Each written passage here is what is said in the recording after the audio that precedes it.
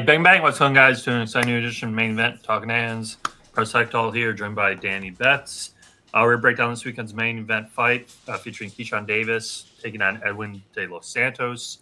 Keyshawn Davis coming back home to Norfolk for a big fight there.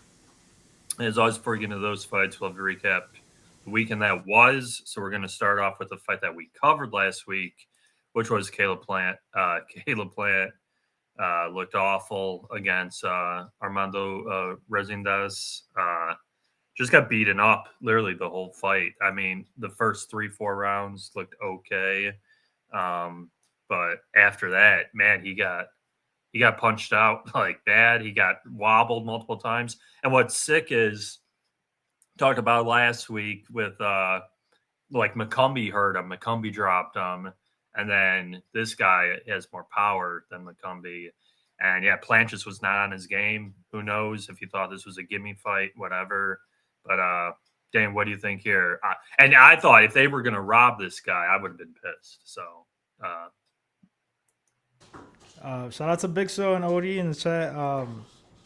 Yeah, dude, it was. I knew there was some red flags. We talked about it. I was bringing it up. I'm like, we just saw this happen. They tried to make the whole. Everybody already knew. Everybody wants to see Plant versus Charlo, just like Haney versus Ryan Garcia. You seen what happened with that? I talked about people having a little bit of being a little bit familiar because he sparred with him, but it was like 4 or 5 years ago. Things like that, man. A young fighter like that in a huge fight, you know you're gonna get the best out of him, and that's what he got. Like at 168, he didn't have to drain himself. It was a lot of stuff I was looking at, but I still thought that Plant was just gonna outbox him for sure. He didn't do good enough. Like he fell for the bait. I felt like, and even his coaches were saying like, dude, this guy is hungry. Like he just had a kid. His coach was bringing all that stuff up. Like, he's fighting for obviously the belt. Like this is a huge. He's got nothing to lose. Do not fight this kid in the inside. He kept telling him that, and like Plant. It was either Plant like couldn't help it or like both. Like he couldn't help it or he just gave into it. And Resendes looked good, man. He kept pressuring him, throwing volume. Shout out to Swig in chat. And he clearly won the fight. I thought it was 116, 112. When I heard it was a split, I'm like, oh no. Yeah. I mean, I had the over at cash. That was the bigger bet. But I did throw a unit on Plant by decision. Mm-hmm. And at the same as a fan, I was about to be pissed because I'm like, dude, don't rob this kid like that. But at the same time, I'm trying to hit this bet. Yeah. But I'm like, yeah, he clearly won. No bias aside, like it was 116, 112 for sure in my card. Like that's how I scored it. Honestly, if you would have pushed heavier, he probably could have stopped Plant late. Yeah, he hurt him bad. Like round 6 was like the first one where it was pretty bad, and then round 8. Plant was really wobbled. Like you said, he was fighting inside way too much, and he was just getting bombed on. Talked about that guy's fight, his last, I don't want to say step-up fight, but was against Elijah Garcia, right? Yeah. That was a similar fight. He hurt him multiple times, and then he eventually got stopped. So, just craziness. Plant really fumbled the bag, dropped the ball there. Who knows what's next? If I'm Charlo, I don't think I want to fight this guy either, to be honest. Because he actually was saying he wanted to get his lick back, so I guess he's still down for it. Maybe not right now. Maybe I don't know. I'm not sure, but he kept saying that like after the fight. Yeah, so would be interesting, but horrible performance. And like you said last week, never say never, because I would not have thought. Plant would lose a decision, but here we are as like a minus 2,000 favorite. Off that undercard, we'll speak on the Charlo fight. Like I said, there wasn't much on Thomas Lemay to study, and Cornbread or Cornflake, whatever he goes by, looked like looked like a box of cornflakes out there. Man, every single punch, this guy was like getting hurt. So domination by Charlo. The ref or the medical doctor saved Lamena. That fight was one-sided as all get out. Didn't really nothing surprised me there. Shout out to Father and Chet as well. Dad, father, my boy. I'm just mad at myself, man. That was a great performance by Charlo. I was just saying, like, dude, he's got to dominate this fight. There's nothing I see from Lamina to, like, really put him in danger or anything like that.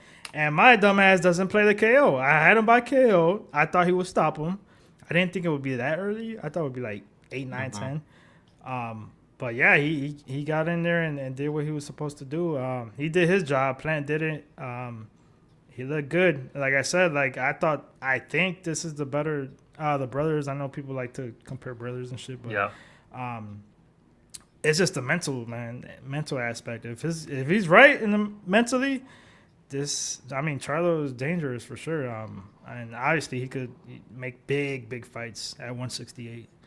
Yeah, there's a lot of opportunities there, and good for him to finally get back in the ring, get a big win, get a knockout, look great. So, look good. Shout out Big Show, Oldie, Swig, everyone in the chat. Guys, do want your UFC coverage, UFC 316 Locker Room Talk podcast on right after us, 8 p.m. Eastern. Chalk O'Malley, City. Marab 2. Yeah. Jesus Christ. Yeah, I'm very curious to see how everything's going to go down The there. parlay boys are about to have I will say, don't want to get too Be much careful, into UFC. man. I think a lot of people are going to take O'Malley. But, Be careful, man. I would not parlay Marab. I actually like that Asian guy, Young So. He's fighting the other. Well, he's not Asian. He's from like I forget. He lost to Wilson. I know he's like minus 500, but that guy has skills for sure. Mm-hmm. I think I'm gonna bet him inside the distance, but we'll see. Yeah, Dad felt like Sugar and Big Show down 100 pounds almost. There you Holy go, Big shit. Show. There you go. That's crazy. Almost 100. The other fight I want to talk about, I know you had a bet on it, talked about it, was the Beck fight.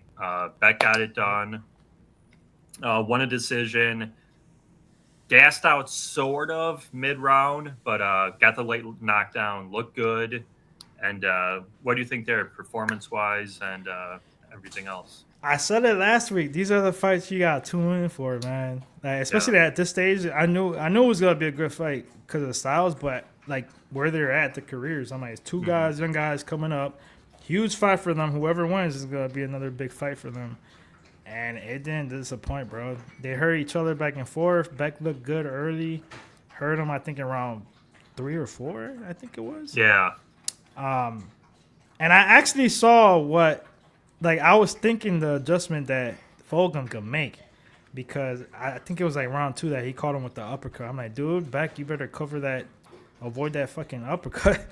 And Fulgham saw that, so he started pressuring him more, throwing a little bit more volume, landing in that uppercut that busted his nose.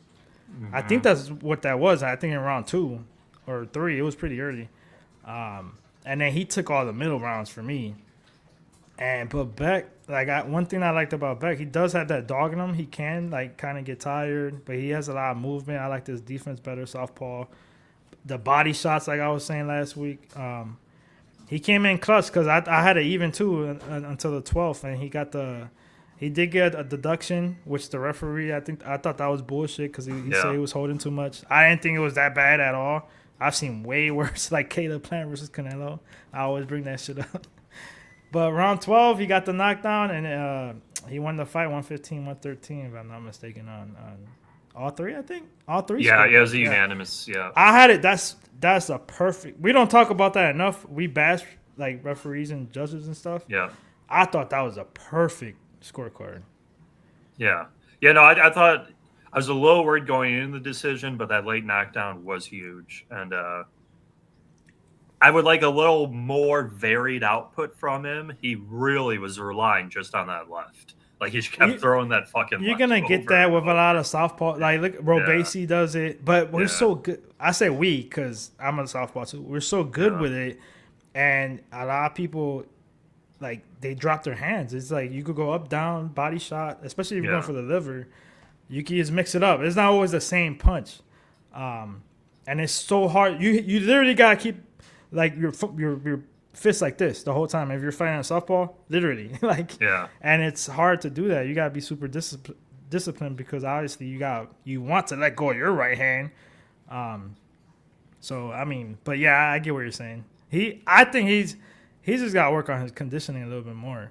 That's the main thing for me. Yeah, I know. I was very worried. It was probably round 7 or 8 where I'm like, dude, he's breathing. Like, yeah, he's he is breathing. Yeah.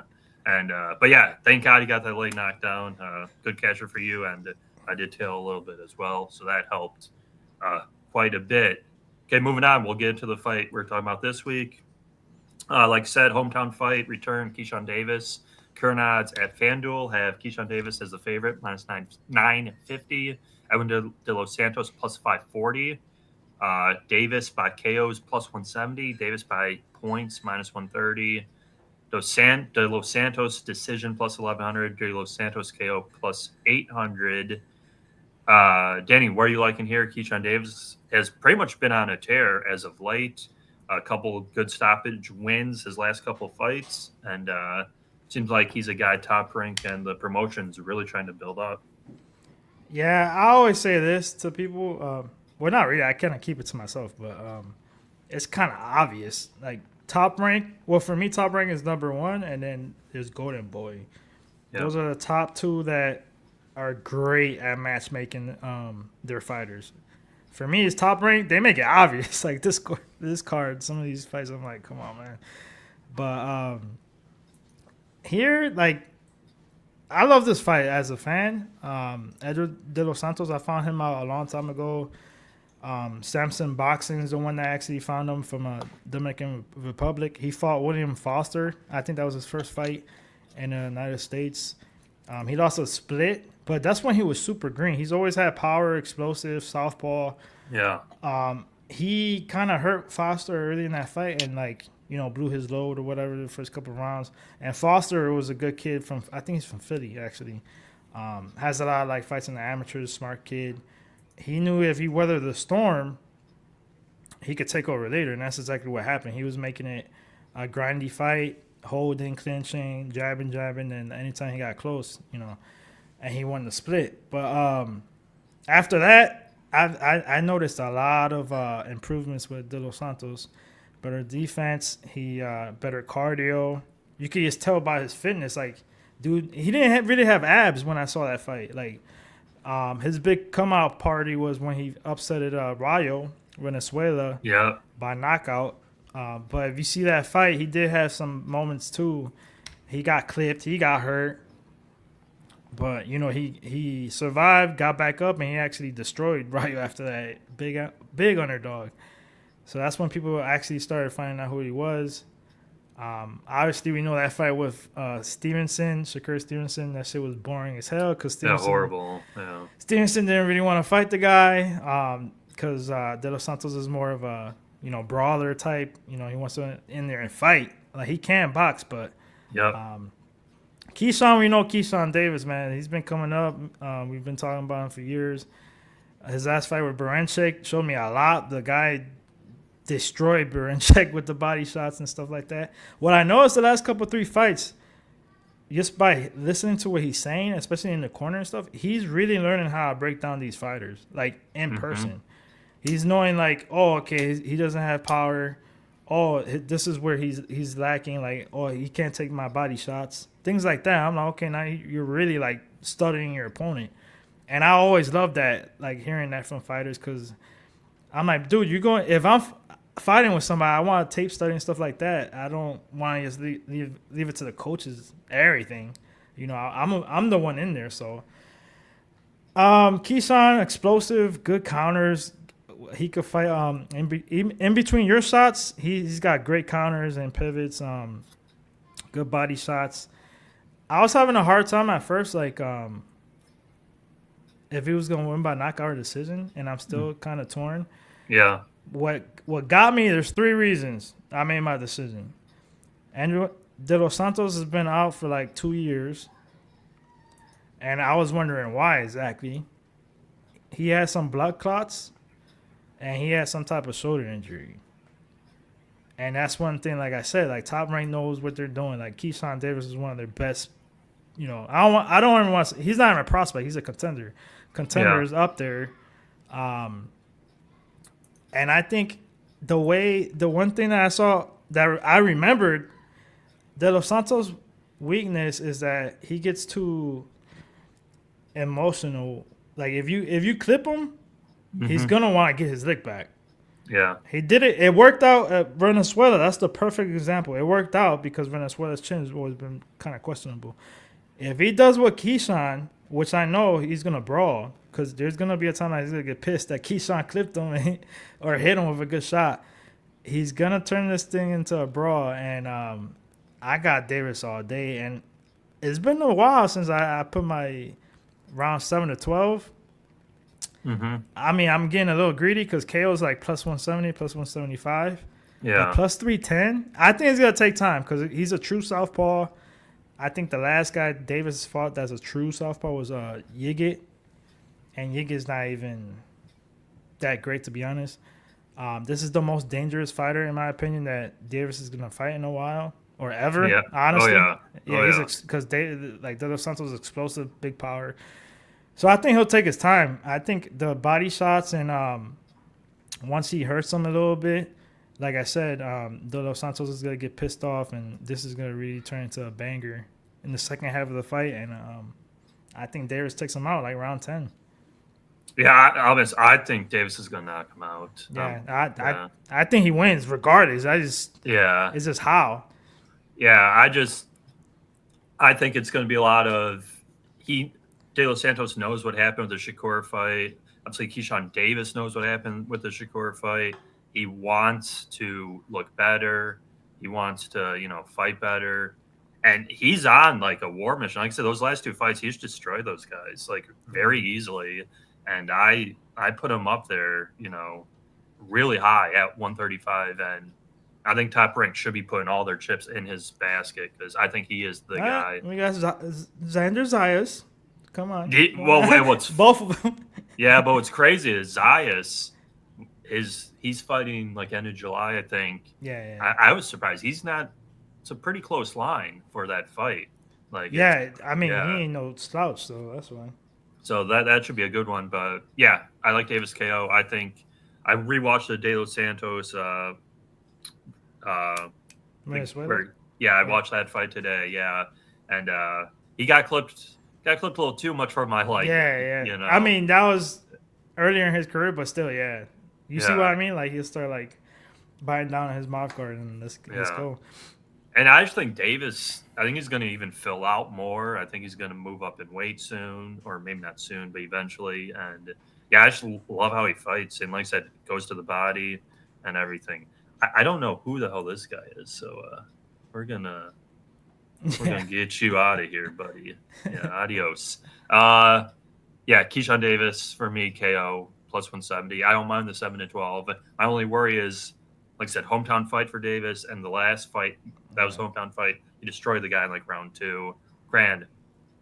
Tougher fight here, but yeah, definitely. That's why I like that. I and the price, I think is kind of crazy to me that.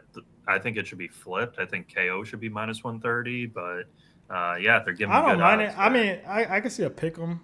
I mean, he's never been stopped, but at the same time, even though I said Davis's opponent, most dangerous opponent is going to be De Los Santos. De Los Santos has to fall a puncher like Davis. Mm-hmm. I mean, Venezuela is the only one that has power really that he's fought. Yeah. So, I don't know. And honestly, the Shakur fight, that was a big, I wouldn't say tell, but at least for me, for Shakur, I'm like, dude, this is a guy who I think you should get out like late, but it was just, shit. I mean, it was Shakur being Shakur. Yeah. Shakur is not a big puncher at all, bro. And his hands are like glass. Brittle. Yeah. Child Mario Barrios, 420 in the chat, of course. Speaking of which, unless Danny, did you have anything on the undercard? If not, we can go into like the news, which I was going to talk about. That. No, not. We could skip that, because I gotta still dig in, and it's some of the odds are crazy. Because you got all three Davis's brothers, all three of them are fighting on this card. Yeah. Even though one of them there could be an upset, Albert. Mm-hmm. Albert actually fought Keyshawn Davis, and that was turned into a no contest because that's when they popped Keyshawn Davis from weed. Yeah. Yeah, no, there's really nothing else. Mason is like minus 2,000, so yeah, tough.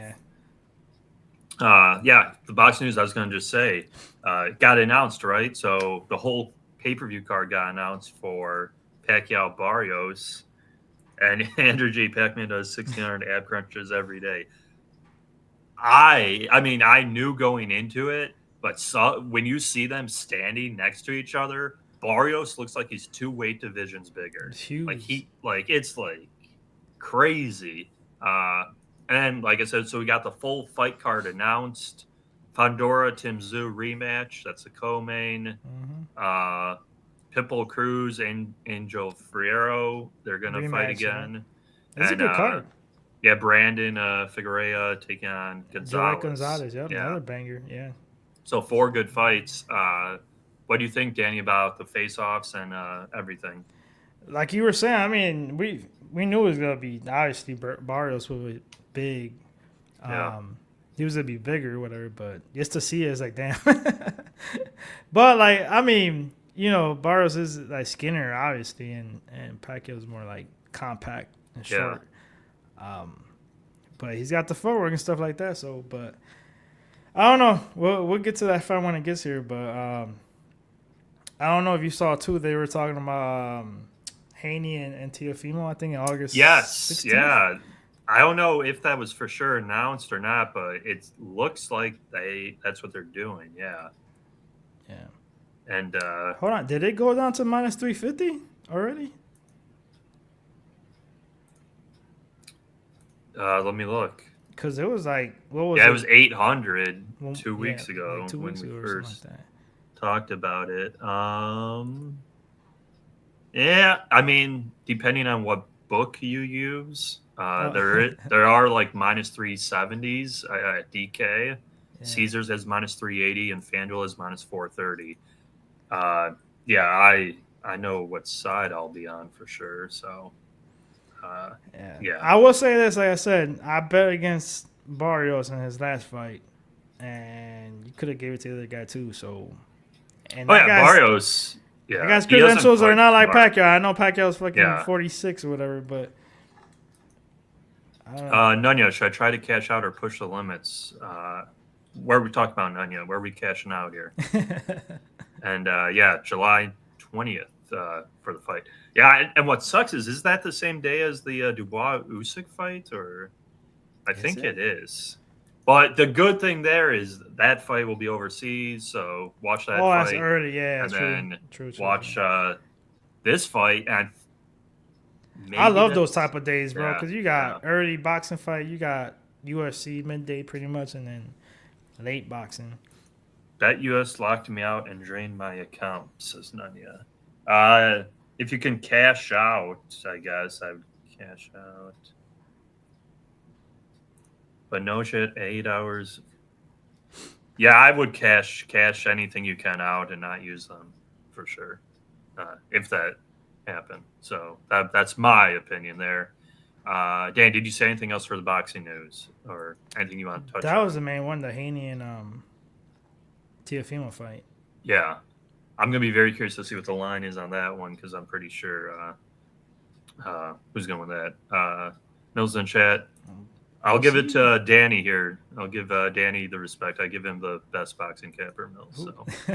I just try to get some money. That's what I'm trying to do. Yeah. Like I said, if you guys could, please leave a like on the video. Drop some comments down below, your thoughts, picks, predictions on the fights for this weekend. Even if you want UFC picks, we go over UFC as well. Subscribe, become a member if you're new. Always helps the channel. If you need a sports book, sign up down below with us. Click the link. And don't use BetUS as none from what we're learning from Nunya. Don't use BetUS. So we don't shill them. I will probably say that. Yeah, good job, Nunya. 550, that's still good. Okay, that being said, we're gonna move right on best bet. Danny, let you take the floor here and we can get on out of here. I'm getting a little greedy. It's been a minute since I've done 7-12, but I'm gonna take 7-12 for Keyshawn Davis by knockout. I think it's like plus 310. Probably just gonna put 1 unit.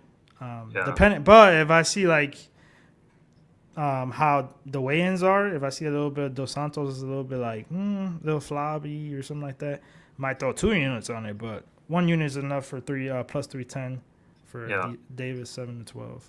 Yeah, that's a good line. I'm just going to do the straight KO plus 170. I just think the odds are kind of wacky here. I would line it, like you said, pick them or maybe a short favorite for the KO. So I'll take the straight KO plus 170 in case something crazy happens for him. Big Show was Keyshawn Davis price. Yeah, maybe I mean you could do. What was the fight I watched? Where he literally lifted the guy in the air. They do that a lot. Some people, Canelo's done it. A couple of people's done it. Like,